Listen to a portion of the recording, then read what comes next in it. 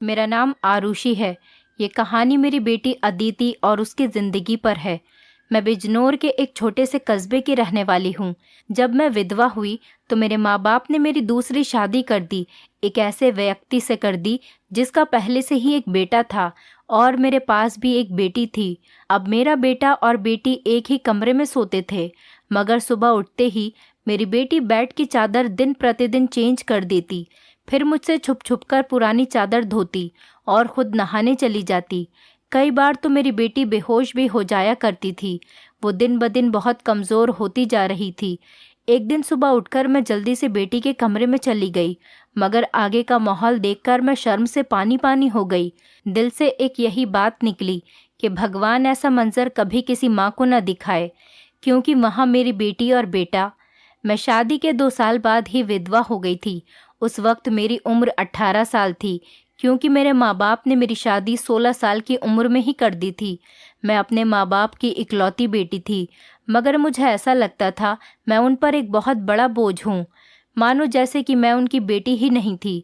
मेरे पैदा होने के बाद ही मेरी माँ कोई खुशी नहीं देख पाई थी और मेरे पिता, उनको तो बेटे की बहुत चाहत थी, इसीलिए वो मुझे नापसंद करते थे और हमेशा ही मुझसे अलग रहते थे। मुझे दिल से प्यार नहीं करते थे। वो मुझे अपना मानते भी नहीं थे और मुझ पर बहुत गुस्सा करते थे। कुछ ख़ानदानी सख्तियों की वजह से मेरे पिता दूसरी शादी भी नहीं कर सके। बस इसी कारण वो मुझसे बहुत नफ़रत करते थे। हर वक्त मुझसे सख्ती से ही बात करते थे और इसी वजह से उन्होंने मेरी शादी भी जल्दी ही करवा दी थी। मेरा पति सरकारी स्कूल में एक शिक्षक था। हमारी एक 3 साल की बेटी भी थी, मगर एक दिन विद्यालय से आते हुए रास्ते में उनका एक्सीडेंट हो गया और मौके पर ही उनकी मृत्यु हो गई। वो भी मेरा साथ छोड़ गए। वो दिन मेरे लिए किसी कयामत से कम नहीं था। मुझ पर तो परेशानियों के पहाड़ ही टूट पड़े थे। कुछ दिन गुजरने के बाद मेरे सास ससुर ने भी मुझे मेरे माँ बाप के घर भेज दिया। शायद उन पर भी मैं बोझ ही थी। वो भी मुझे अच्छा नहीं समझते थे। उनके ख्याल से मैं मनहूस औरत थी। मैंने ही जैसे उनके बेटे को मार दिया हो। फिर मैं चुपचाप अपने माँ बाप के साथ उनके घर आ गई। मेरे माँ बाप ही मुझे बोझ ही समझते थे। मैं अपनी बेटी को सीने से लगाकर अकेले अकेले बहुत रोती थी। फिर कुछ दिन बाद मेरे माँ बाप ने मेरी दूसरी शादी कर दी, एक ऐसे व्यक्ति से जिसका पहले से ही एक बेटा था और मेरे पास भी एक बेटी थी। हम दोनों एक जैसे थे, इसीलिए हमारी शादी हो गई, वरना मेरे तो अच्छे रिश्ते भी नहीं आते थे। उसका बेटा मेरी बेटी से 1 साल छोटा था। उसके बेटे का नाम अभिषेक था और मेरी बेटी का नाम अदिति था। हम लोग साथ ही रहने लगे और वक्त इसी तरह गुजरने लगा। देखते ही देखते अदिति 16 साल की हो गई और अभिषेक 15 साल का हो गया। जब अभिषेक के पिता का देहांत हो गया, वो भी इस दुनिया से चले गए। मतलब मेरे दूसरे पति भी हमेशा हमेशा के लिए हमें छोड़कर चले गए। उनकी हमेशा ही तबीयत खराब रहती थी। उन्हें तरह तरह की बीमारियों ने घेर रखा था, लेकिन उनकी बीमारियों के साथ जैसे तैसे गुजर बसर हो रहा था। उनके जाने के बाद मानो जैसे घर की रौनक ही उड़ गई हो।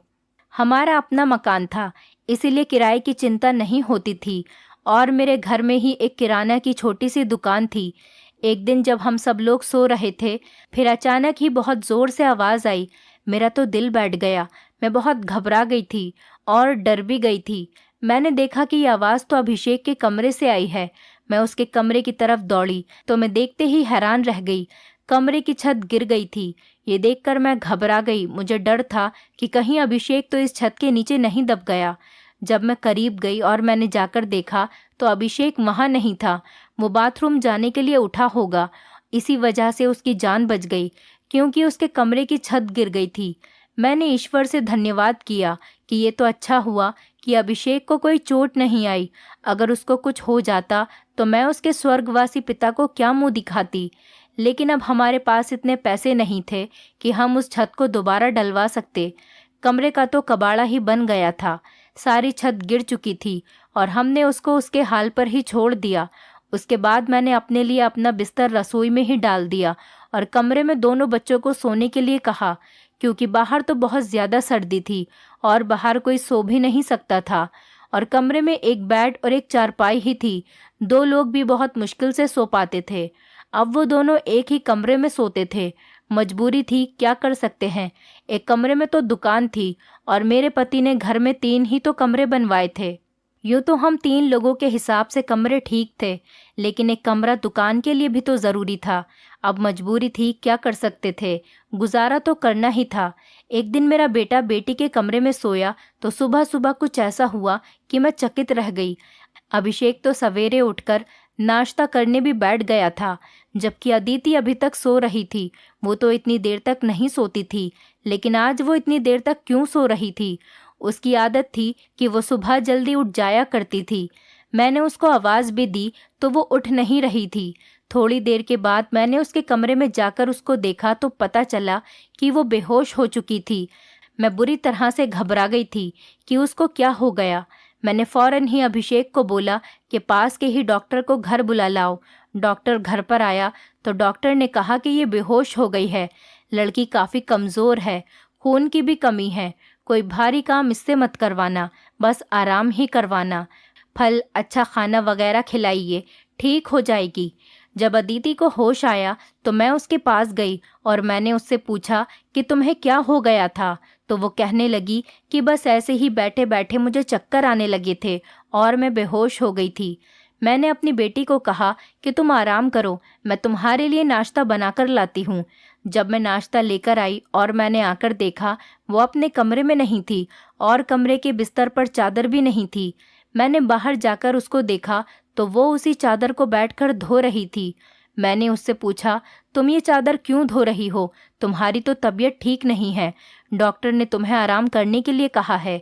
मैं उस पर बहुत चिल्लाई और कहा कि यहाँ से उठो, अपने कमरे में जाओ और नाश्ता करो, कुछ खाओ पियो, तभी तो ठीक हो जाओगी। उसने कहा, नहीं नहीं, मुझे ये चादर ज़रूर धोनी है। बिस्तर पर बिछाने के लिए हमारे घर में एक ही तो चादर है। मैंने कहा कि अचानक से ये चादर धोने का भूत तुम्हारे सर पर क्यों सवार हो गया है? इतनी तो चादर गंदी नहीं थी जो तुम उसको धोने के लिए बैठ गई। छोड़ दो इसे, मैं खुद इस चादर को धो दूंगी, उठो यहाँ से। उसने मेरी बात नहीं मानी और चादर को छत पर सुखाने के लिए चली गई। उसके बाद ही उसने नाश्ता किया। फिर थोड़ी देर के लिए वो सो गई और अभिषेक भी काम पर जा चुका था। उसको सिर्फ मैंने हाई स्कूल तक ही पढ़ाई करवाई थी और वो एक कपड़े की दुकान पर काम करता था। वो बहुत ही मेहनती था। घर वाली दुकान तो मैं खुद ही चला लिया करती थी। वैसे भी उस दुकान में ज़्यादातर बच्चे ही आते थे। दिन इसी तरह से गुजर गया। उस दिन अभिषेक ने मुझसे कहा, आज मैं खाना खाकर आया हूँ। वो देर से आया था और अदिति भी पहले से ही कमरे में सो चुकी थी। वो भी जाकर कमरे में सो गया। मैंने भी रसोई में अपनी चारपाई डाल रखी थी। जगह बदलने की वजह से मुझे नींद नहीं आ रही थी। मैं अपने पति को याद ही कर रही थी। दूसरा पति मेरा बहुत अच्छा था, मेरा बहुत ख्याल रखता था। उसने कभी भी मुझे पहली शादी का ताना नहीं दिया था और मेरी बेटी को वो हमेशा अपनी ही बेटी समझता था। और मैंने भी अभिषेक को कभी नहीं बताया था कि वो मेरा सौतेला बेटा है। उसने भी मुझसे अपने हिस्से का प्यार ले लिया था। वो मुझे सगी माँ से भी ज़्यादा प्यार करता था और मेरा कहना भी मानता था। वो उस घर में अकेला ही मर्द था। वो हमारा इकलौता ही सहारा था, वरना हम 2 औरतें कहाँ जाती। काम भी अच्छे तरीके से कर रहा था। मैंने उससे कहा भी था कि वो आगे की पढ़ाई प्राइवेट पढ़ ले, क्योंकि अगर उसके पास कोई अच्छी डिग्री होगी तो नौकरी भी अच्छी मिल जाएगी। वो मेरी बात मान लेता था। सुबह सुबह फिर से कुछ ऐसा हुआ कि मैं हैरान रह गई। अदिति फिर से बेहोश हो चुकी थी और इस बार तो उसकी शक्ल देखकर लग रहा था जैसे उसके जिस्म का सारा खून ही खींच लिया गया हो। वो बिल्कुल पीली पड़ गई थी। फिर मैंने डॉक्टर को बुलवाया। डॉक्टर ने वही बात कही कि मैंने आराम करने को कहा था। इसको खाने में क्या खिलाया था आपने? मैंने उनको सारी बात बताई। मैंने कहा कि वही दाल सब्जी खिलाई थी और फल भी खिलाए थे। पूरा दिन कोई काम भी नहीं करवाया था। तो डॉक्टर ने कहा कि दोबारा से कैसे इतनी कमज़ोरी हो गई। आप इस बात को सीरियस लीजिए, नहीं तो आपकी बेटी की जान को खतरा हो सकता है, क्योंकि इस तरह से अचानक बेहोश हो जाना और कई घंटों तक बेहोश रहना कोई मामूली बात नहीं। डॉक्टर ने सख्ती से सारी बात बताई और कुछ देर बाद वो चले गए। फिर जब अदिति को होश आया तो मैंने उससे कहा कि तुमने फिर से अब कोई काम किया तो मुझसे बुरा कोई नहीं होगा। लेकिन थोड़ी देर बाद जब मैं उसके कमरे में दोबारा गई तो मैं ये देखकर हैरान हो गई कि वो क्या कर रही है। वो तो फिर से बैठ के चादर को धो रही थी। इस बार मैं उसे दूर से देख रही थी, क्योंकि जो भी वो कर रही थी वो सब कुछ मामूली नहीं था। वो बेहोशी से उठकर चादर को धोना शुरू कर देती थी। ये सब क्या हो रहा था? वो ये सब क्यों कर रही थी? जब से मेरे बेटे ने उसके कमरे में सोना शुरू किया था, तभी से वो ऐसा कर रही थी, और बेहोश भी तभी से हो रही थी। अभिषेक उसके लिए था तो सौतेला भाई, लेकिन बचपन से दोनों एक साथ ही पले बड़े हैं। उन दोनों में तो सगे भाई बहनों जैसी मोहब्बत थी। फिर ऐसा क्या हो रहा था? मेरी बेटी की तबीयत दिन ब दिन क्यों खराब होती जा रही थी? मैं रोती और सोचती रहती कि ये सब कुछ क्या हो रहा है। एक औरत कमज़ोर तब होती है जब वो बच्चे पैदा करती है, तो उसके अंदर बिल्कुल भी ताकत नहीं रहती।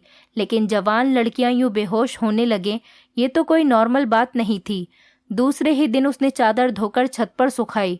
वो आसपास भी उसे ही देख रही थी कि जैसे मैंने उसे देखा तो नहीं है। मैं रसोई की खिड़की से ये सब कुछ देख रही थी। मैंने भी उसको ऐसा एहसास नहीं होने दिया जैसे मैं उसको देख रही हूँ। लेकिन मेरी बेटी क्या कर रही थी? वो फिर से बिस्तर पर आकर लेट गई और उसने अपने ऊपर वाली चादर को ओढ़ लिया, ताकि मुझे कुछ पता न चले नीचे वाली चादर है या नहीं। ये मुझे नहीं पता था। मैंने उसको नाश्ता करवाया और दवाई दी। दुकान अच्छी नहीं चल रही थी। हमारी दुकान पर कोई बड़ा ग्राहक नहीं आता था। सिर्फ बच्चे ही गोलियां और टॉफियां लेने आते थे, जो 5-10 रुपए देकर चले जाते। इसी तरह से तो काम नहीं चलने वाला था। मैं बहुत परेशान थी, लेकिन ये बात मैंने अपने बच्चों को कभी नहीं बताई। अभिषेक को भी कुछ नहीं बताया, क्योंकि वो पहले से ही नौकरी कर रहा था। अब अगर ऐसे में ये बात बता देती तो वो और भी ज़्यादा परेशान हो जाता। लेकिन मैं खुद बहुत परेशान हो गई थी। ऊपर से डॉक्टर ने कहा था बेटी को अच्छी चीज़ें खिलाओ, लेकिन घर में तो दाल रोटी के भी पूरे पैसे नहीं हो रहे थे। घर का खर्चा करना बहुत मुश्किल हो रहा था। लेकिन एक दिन कुछ बहुत ही अजीब हुआ। मैंने अपने बेटे अभिषेक और अदिति को कुछ ऐसी बातें करते हुए सुना जिनकी मुझे बिल्कुल भी समझ नहीं आई। मेरे बेटे ने कहा, ये तुमने तो अभी से ही अपनी तबीयत खराब कर ली है। इस तरह तो नहीं चलेगा। अगर तुम्हें इतनी परेशानी हो रही है तो फिर हम ये सब नहीं कर सकते। मेरी बेटी ने कहा कि नहीं, मुझे ये काम करना है। इसी तरह के मौके बार बार नहीं मिलते हैं, और मुझे क्या पता था कि मेरे साथ ये सब कुछ हो जाएगा। मुझे तो पता ही नहीं था कि मेरे अंदर इतनी भी ताकत नहीं है। मेरे बेटे ने कहा कि अब तो तुम्हें पता है ना, मैं तुम्हारी ज़िंदगी को दांव पर नहीं लगा सकता। तो मेरी बेटी का कहना था कि नहीं, सिर्फ 2-4 हफ्तों की बात है, उसके बाद ये मौका नहीं मिलेगा। ये सब क्या हो रहा था? मुझे कुछ समझ नहीं आ रहा था। ये दोनों क्या बातें कर रहे हैं? एक दिन तो मैंने कुछ ऐसा देखा जिसको देखकर मैं दंग रह गई। सुबह सुबह ही मेरी बेटी ने चादर को फिर से धोकर छत पर सुखा दिया, और वो एक तरफ खड़ी होकर उल्टी कर रही थी। मैंने कहा कि क्या हो गया है तुम्हें? वो घबरा गई और कहने लगी कि अचानक से मेरा दिल खराब हो गया। मैंने कहा, क्या मतलब है इस बात का कि दिल खराब हो गया तुम्हारा? क्या खा रही हो तुम ऐसा, और चादर को बार बार क्यों धोती हो? क्या छुपा रही हो मुझसे? अगर मुझे पता चला कि तुमने कोई ऐसी वैसी हरकत की है जिससे मेरी और तुम्हारे बाप की इज्जत दांव पर लग गई, तो मैं तुम्हें कभी माफ़ नहीं करूँगी। मेरी बेटी हैरान हो गई। उसने कहा, माँ, आप किस तरह की बातें कर रही हैं? ऐसा कुछ नहीं है जैसा आप सोच रही हैं। लगता है आज आपने कोई फिल्म देखी है, या किसी ने आपके कान मेरे खिलाफ भर दिए हैं, जो आप इस तरह की बातें कर रही हैं। मैं ऐसा क्यों करूँगी? और अगर मैंने इस चादर को धो दिया है तो क्या हो गया? चादर गंदी हो गई थी, बस इसीलिए धो दिया। आपको तो पता है कि कई दिन से मेरी तबीयत खराब है, तो दवाई खाने की वजह से मेरे पेट में भी खराबी हो रही है। अगर मुझे उल्टी आ गई तो इसका और कोई मतलब नहीं है। मेरी बेटी मुझसे इस तरह से बात कर रही थी। मैंने उसके मुंह पर थप्पड़ दे मारा और वो ज़मीन पर गिर गई।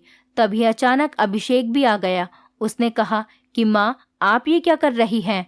आपने इस पर हाथ क्यों उठाया?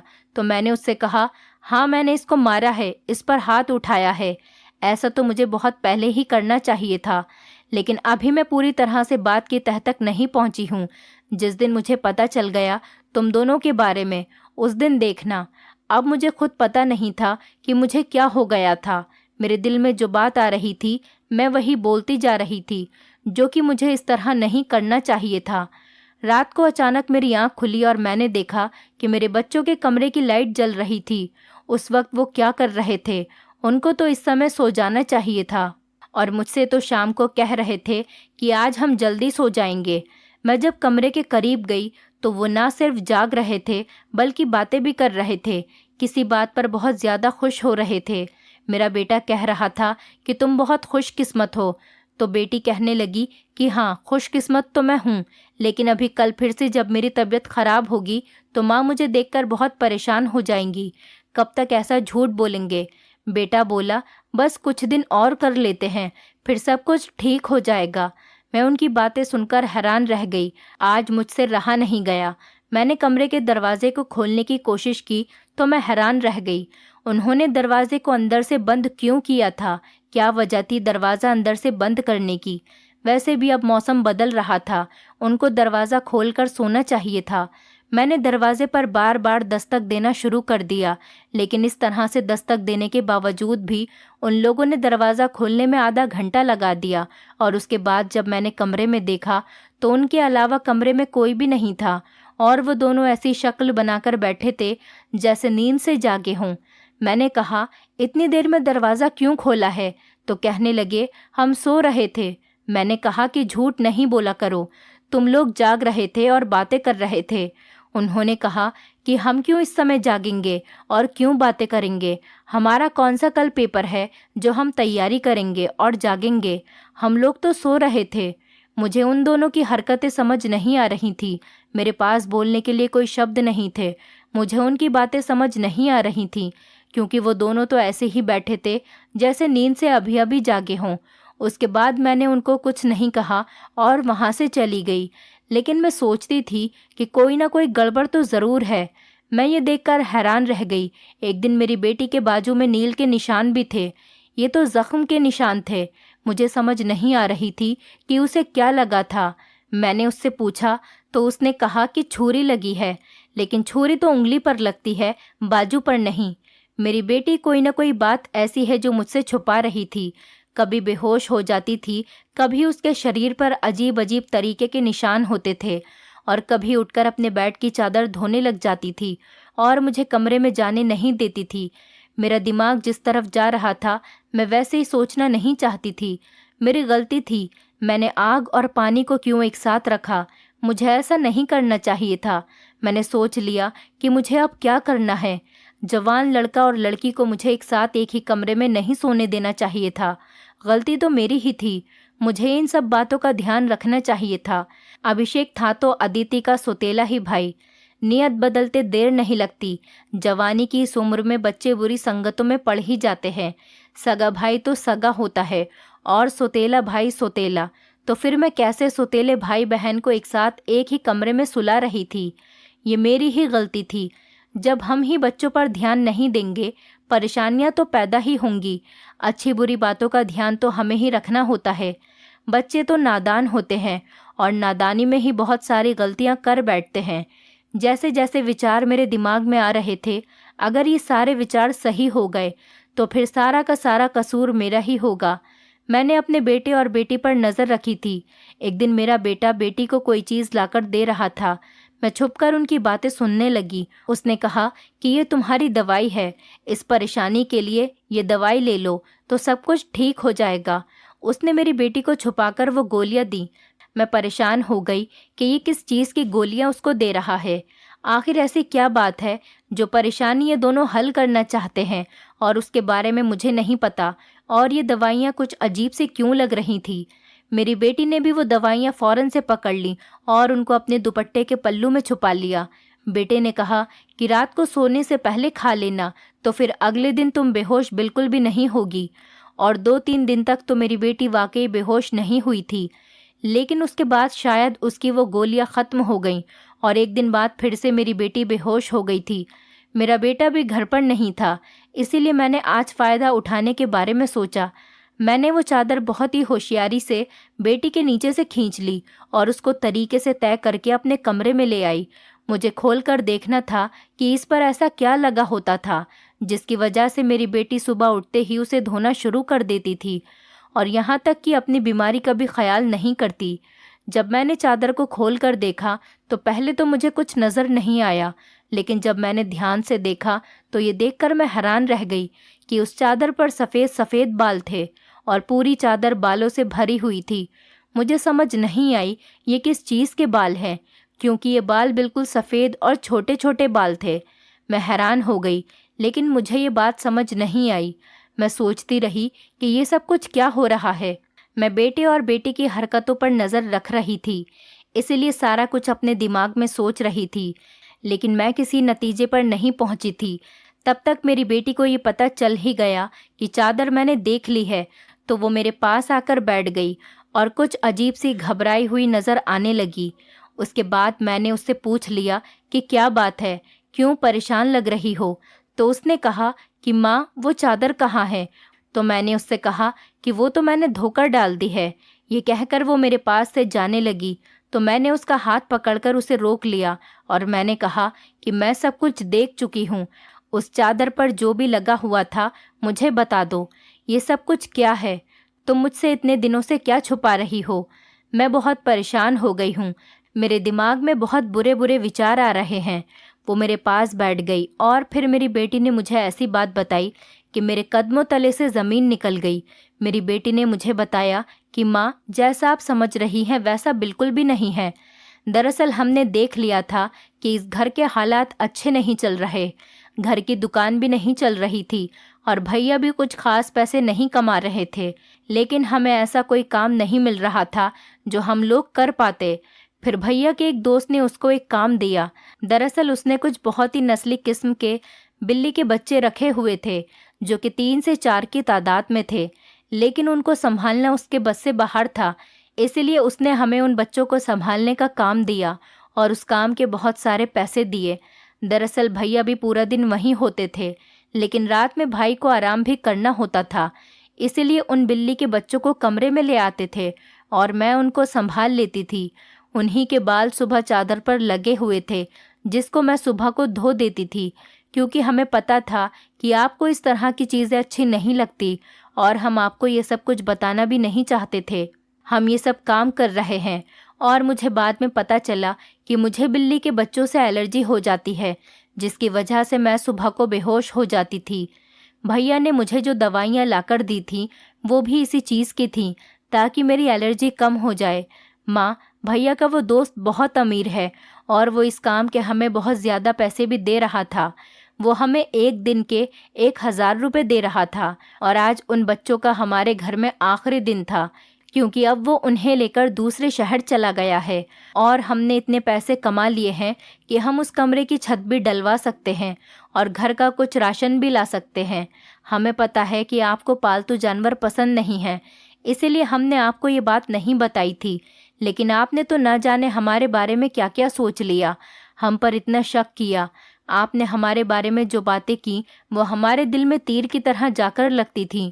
मैं जानती हूँ कि वो मेरा सौतेला भाई है, लेकिन वो मेरे सगे भाइयों से भी बढ़कर है।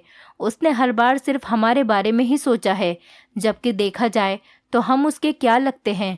उसका पिता तो इस दुनिया से जा चुका है और उसके अपने रिश्तेदार भी तो हैं, जो कि हमसे बहुत ज़्यादा अमीर हैं।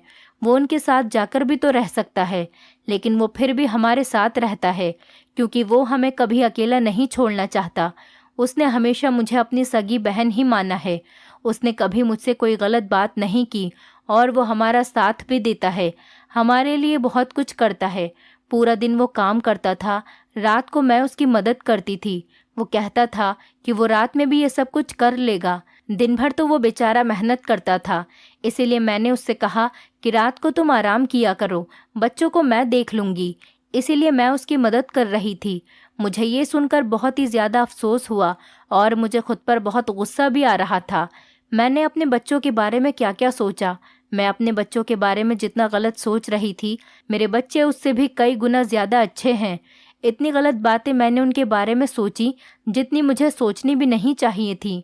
हमने ये बात अभिषेक को नहीं बताई। अदिति ने भी उसको कुछ नहीं बताया कि मुझे सारी बात का पता चल गया, क्योंकि अब ये काम वैसे भी ख़त्म हो गया था और मैं उसकी नज़रों में और ज़्यादा गिरना नहीं चाहती थी। कुछ दिन बाद अभिषेक ने उस कमरे की छत डलवा दी और अब हमारे घर का कमरा भी ठीक हो गया था। धीरे धीरे हमने बहुत मेहनत की। मेरी बेटी ने भी घर में बच्चों को ट्यूशन पढ़ाना शुरू कर दिया था। हमारे हालात पहले से बेहतर होने लगे।